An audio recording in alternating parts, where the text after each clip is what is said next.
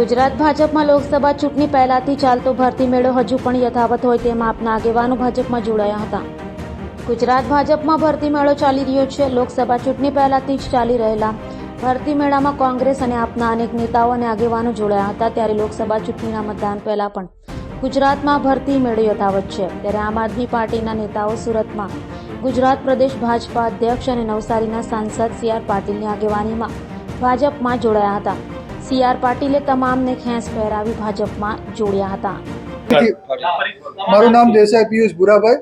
હું પહેલા આમ આદમી પાર્ટીમાંથી માલધારી સેલની જવાબદારી નિભાવી રહ્યો હતો ગુજરાત પ્રદેશની। અત્યારે હાલ મેં વિધિવત રીતે સી.આર. પાટીલ સાહેબના હાથે અને સંગઠનના હાથે મેં અત્યારે હાલ ભાજપમાં જોઈનિંગ કર્યું છે અને એમાં મારી વિચારધારા હતી કે સંગઠનને મજબૂત કરવા માટે અને લોકોના પ્રશ્નો અને લોકોનું કામ થાય એના માટે મેં અત્યારે હાલ બીજેપીનો જોઈન કરી છે અને ભારતીય જનતા પાર્ટીની અંદર હું તન મન ધનથી સેવા કરીશ। આપ છોડવાનું કારણ શું? આપ છોડવાનું કારણ સાહેબ એટલું હતું કે એની અંદર આપણે મહેનત કરતા હતા, બધું હતું, પણ એમાં જેવી લોકોનો કામ ને લોકોના પ્રશ્નો હતા ને એ ઉકેલ આવતો ન હતો અને એના કારણે પછી મારે ના છૂટકે છોડવું પડ્યું છે। 100 જેટલા આગેવાનો અને કાર્યકર્તાઓ ભારતીય જનતા પાર્ટીમાં પ્રવેશ મેળવી રહ્યા છે। મુખ્ય તો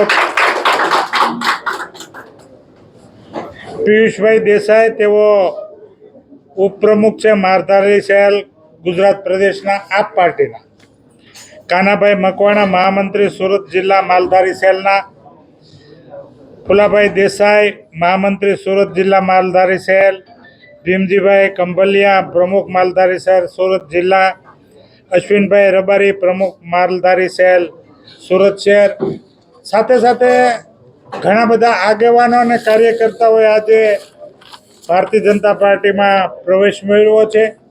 હું એમને પાર્ટીમાં આવકારું છું અને આવનારા દિવસોમાં જે ચૂંટણી આવી રહી છે ત્યારે આ બધા જ કાર્યકર્તાઓ ભારતીય જનતા પાર્ટીમાં પ્રવેશ મેળવ્યા પછી પોતપોતાનું વતન હોય, સુરત શહેર હોય કે દરેક ક્ષેત્રે પોતે પ્રચાર કાર્યમાં જોડાઈ જશે એવી એમણે પણ રજૂઆત કરી હતી કે અમે ભારતીય જનતા પાર્ટીનો પૂરજોશમાં પ્રચાર કરીશું।